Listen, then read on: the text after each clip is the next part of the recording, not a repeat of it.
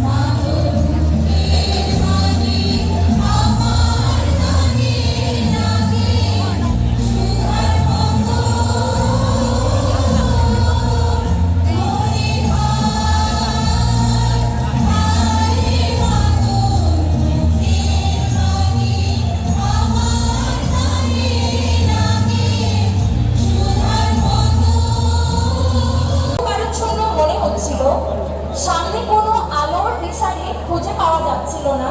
তখন এই সকল গণ অভ্যুত্থানই আমাদেরকে আবার নতুন বাংলাদেশ গড়ার স্বপ্ন দেখালো।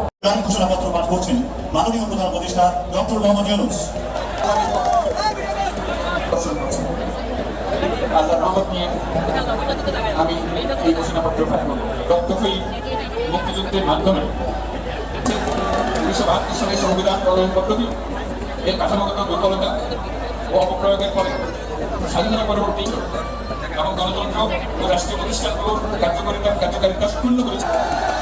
যেহেতু স্বাধীনতা পরবর্তী যার প্রতিক্রিয়ায় 1975 সালের 7 নভেম্বর দেশের সিপাহী জনতার ঐক্যবদ্ধ সংগঠিত হয় এবং পরবর্তী সময়ে একদলীয় ব্যবসা পদ্ধতির পরিবর্তে বহুদলীয় গণতন্ত্র, মত প্রকাশ ও বিচার বিভাগের স্বাধীনতা পুনর্বর্তনের পথ সুগম হয় এবং যেহেতু 80 দশকে সামরিক স্বৈরশাসনের চক্রান্তে সরকার পরিবর্তনের গণতান্ত্রিক প্রক্রিয়া ব্যাহত হওয়া 11 মতো ষড়যন্ত্রমূলক ব্যবস্থা